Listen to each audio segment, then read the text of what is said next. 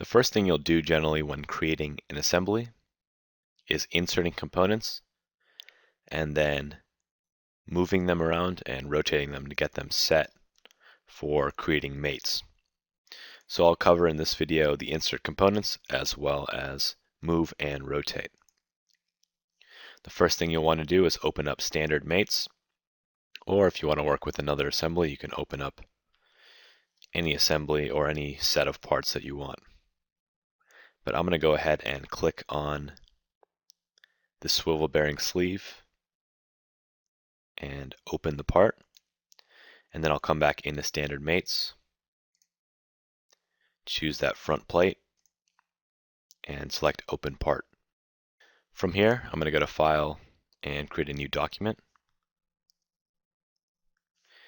and we'll choose an assembly template. When you create a new assembly, it's going to bring you into this Begin Assembly dialog. It'll show any open documents, so I can add the swivel bearing, the standard mates assembly, or that front knuckle part that we opened up. And then I can go ahead and click OK. Then I can come back in to that Insert Components, choose the swivel bearing, and click it in as well. If you're in the Insert Component dialog and you don't have the document open that you want to insert, you can go into Browse, and let's say I want to add the back of that knuckle. I can click on that part and open it as well. I also have the option of changing configurations, so if I had that swivel bearing, I can choose out one of these three configurations, and then I can choose Open and click it in to add. Components within an assembly can be moved just by clicking on any portion of the part and dragging around. Once I release my mouse, it'll stop moving. And this question comes up a lot. This was the first part that I added. I try to drag it and I can't move it. You'll see a dialog underneath that says the selected component is fixed, it cannot be moved. By default, when you add your first part to an assembly, it comes in as fixed.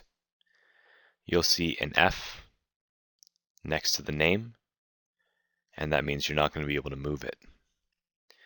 SOLIDWORKS does this in order to create a base for the assembly for you to build around, so that when you're pulling on one object, you're not pushing the other in the opposite direction. If you want to move this component around, you can simply right-click and say float, and then now I can move this around. It's always good though to have one fixed component as the base. It makes working with an assembly a lot easier.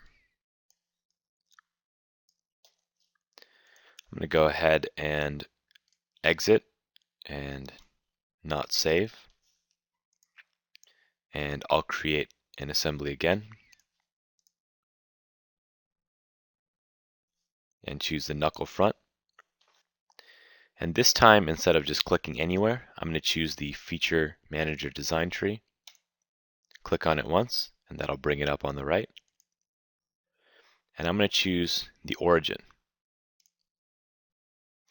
Now this is going to align the origin of my part with the origin of the assembly. And this makes the process of working with this assembly a lot easier later on, especially if I need to mirror components or have a symmetrical assembly. Of course, you don't have to do it that way. It's just a useful tool to know, or a useful idea to know. Once again, I'll close out the assembly. Next, I'll create an assembly by saying Make Assembly from Part. Choose a template. And just click in. And it'll be pretty much exactly the same as adding it by using the Insert Components, except that it automatically has this selected when you choose the Make Assembly from Part. From here, I'm going to jump back into that standard mates assembly.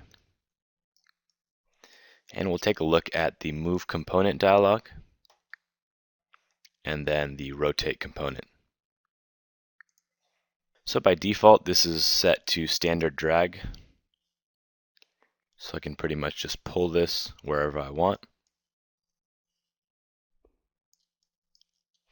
One thing you'll want to pay attention to is if this is way off the screen and I'm working on this assembly from the side, you may drag it around and think that it's close by when it's actually quite a bit away. So you want to rotate a lot. I'm using the scroll wheel on the mouse to click.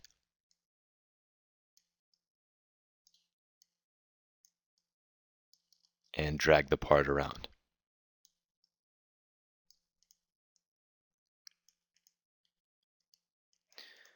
The next option on the move components is collision detection. I have a few options. I can choose collision between all components or specific components. And so if I drag this, you'll notice those two faces highlight, or multiple faces highlight if they're contacting, and it gives you a little warning sound. I can also say stop at collision, and this won't allow me to drag this past.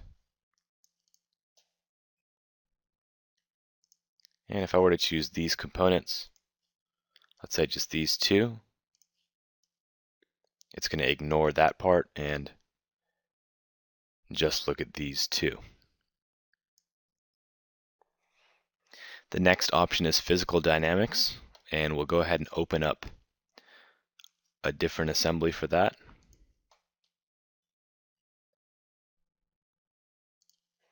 And that's going to be in the mechanical mates folder, and we'll choose mechanical mates.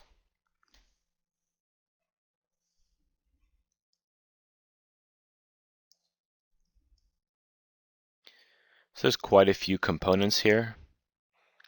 I don't want to test the physical dynamics between more than one of these parts right now because there's so many things going on. So we'll just focus on one set of gears. So I'll come into the move component, or rather I'll come into the rotate component so I can rotate a gear. Choose physical dynamics. And before I do that, I want to use the standard drag on the rotate. Make sure these two are not touching. And then come into physical dynamics. But first I'll go ahead and choose the collision detection and say all components. And you get this error message: the model started in a colliding position. Stop on collision has been disabled. The reason we're seeing this by default is that these two edges are coincident. When you have coincident edges for collision detection, it thinks that two things are colliding. So that's one reason to use the these components option. So we're going to do physical dynamics once I get this reset in the right place.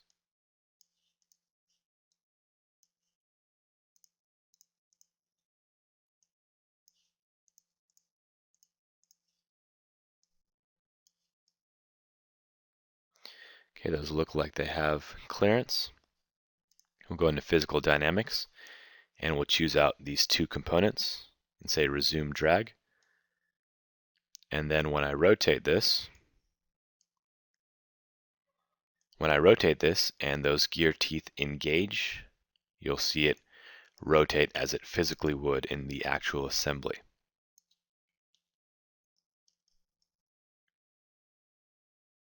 The these components option generally works better for physical dynamics, especially with a very complex assembly. If you do have quite a few moving parts and you want to see how the entire assembly functions, it'll take a while for it to compute how everything's going to move together. but that's how you use the rotate and move components. The last thing I'll do is go back into the standard mates.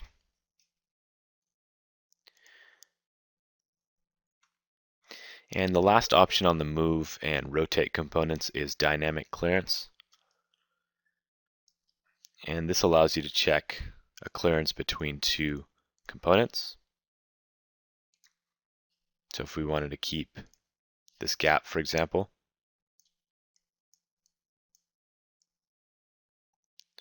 we can see when it reaches that limit, and we can also see how far it is at each point.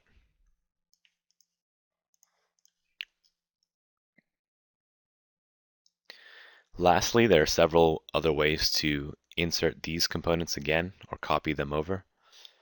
I can hold down Control, click on the part, and drag, and that's going to add a new part.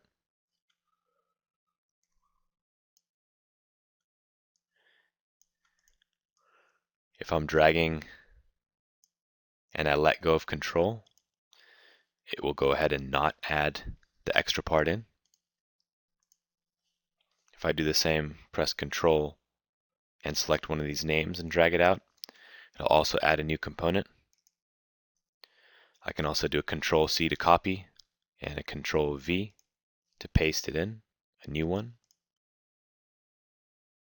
But that is how you insert new components and copy components that you already have within the assembly into a new assembly. And that's how you also move components and rotate them as well.